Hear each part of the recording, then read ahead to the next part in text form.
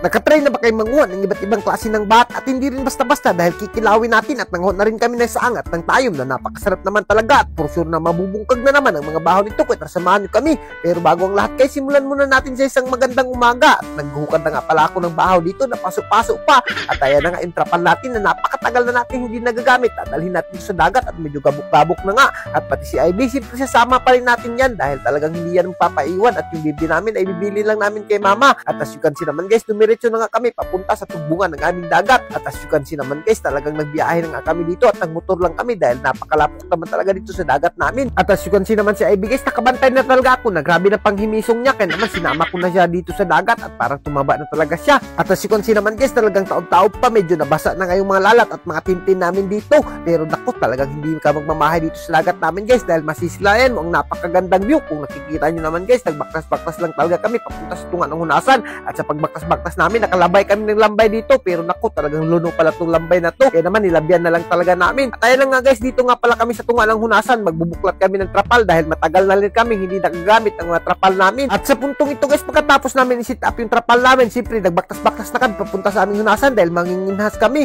at ayan nga, talagang napakaganda ng dagat ngayon at nakakuha pa nga kami dito na parang bato na kinasun na napakasarap naman talaga niyan kilawin at sa pagbaktas-baktas namin, nakalabay na naman kami ng lambay dito, akala namin buhi na pero luno pala, ewan ko ba ting luno ng lambay ngayon, napakarami kasing lambay dito sa amin pero hindi namin sakpan kaya naman hindi na namin pinasaylo na lang yung bat dito na napakasarap naman talaga. Ang tawag nga pala sa bat na to ay bat dinga, talagang napakasarap nito kilawin ay naku, mabubungkag din pala yung bahaw nito at ayan na nga, medyo marami-rami na yung kuha namin kaya naman pumunta kami sa buhangin dahil kailangan itong banlasan ng buhangin dahil napakaharas naman ito kapag kinilaw mo largo kaya naman binalasan namin to ng buhangin at di na namin pinasaylo at ganyan nga pala yung pagbanlas ng buhangin dyan guys, kailangan nyo lang nating paspasan at tabag-tabangan at pagkatapos dumiretso na naman kami doon sa disinit up namin na trapal dahil doon si IB naghuhuwat at speaking of huwat, nagustuhan na talaga si IB kaya naman hiniwa na kagad namin yung bat na kuha namin at ganyan nga lang pala yung paghiwa niyan guys, kailangan mo lang talagang gagmayin dahil baka hindi ka mahilisan at mangigit ka kapag hindi mo ginagmayan. Siyempre yung mga kasama namin guys, nanguot rin sila ng mga kasag at kikilawin rin namin tong kasag na to na napakasarap naman talaga niyan at napakapresko pa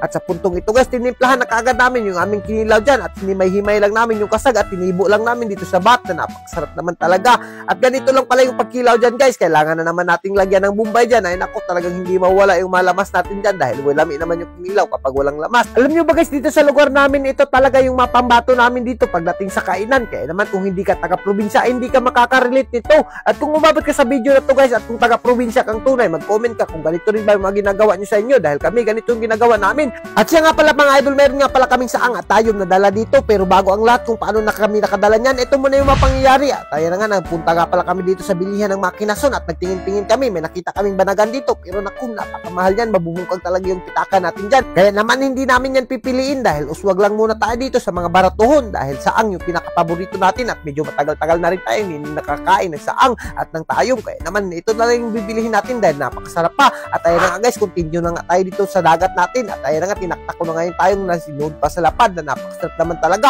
kapag pinarisan mo ng bahaw ay naku, talagang hindi ka mamahay at for sure na magugustuhan naman yung marites nito at siyempre yung pinakamahiwagang sardinas natin dyan guys at ito talaga yung pinakamadali nating dalhin dahil kapag wala tayong sudan ay ito talaga yung pinakagamit natin yung sardinas na napakasarap naman talaga at sa puntong ito guys, pinaspasan na kaagad namin pagkain baka maabda na naman kami ng taob dito ay naku, manlutaw itong mga pagkain namin at kung nakikita nyo guys, di na namin pinasaylo naku, pati yung kinilaw at yung tayom ay naku, talagang napakasarap na at hindi ka talaga magmamahay. Ito talaga yung pinaka namimiss ko sa mga vlog ko guys, yung nagpupuntrip kami dito sa tunga ng dagat pero ngayon papaspasan na namin ito ni IB at magpupuntrip na naman kami dito palagi dahil kondisyon na si IB pumunta dito sa dagat at nasikunsi naman guys si IB talagang kondisyon na siya sa pagkain at kinalangang hindi niya na pinasaylo dahil wala nang bawal sa kanya kaya naman pinaspasan niya na kagad pagkit-kit yung masaang na napakasarap naman talaga at siyempre hindi rin tayo magpapalupig dyan guys dahil napakasarap talaga yung saang at namiss ko talaga itong kumain ng mga ganitong maputripan at pati yung mga kasama namin guys hindi rin talaga nila pinasaylo yung mga pagkain natin at nalakas rin nila humabab at siyempre pati yung kinilaw natin na bat at kasag hindi rin natin yan pinasaylo at binaris natin sa bahaw ay talagang napakasarap na at hindi talaga kami nagmamahay nung nakapunta kami dito sa dagat namin at nakabalik kami at timing na timing rin kasi napakalaki ng hunas at hanggang dito na lang muna kami at kung giganahan ka sa mga video namin, huwag mo nang kalimutan i-like and share para mas marami pa tayong food trip. Thank you and God bless you all. Mabuhay kayong lahat yan mga idol hanggat gusto nyo.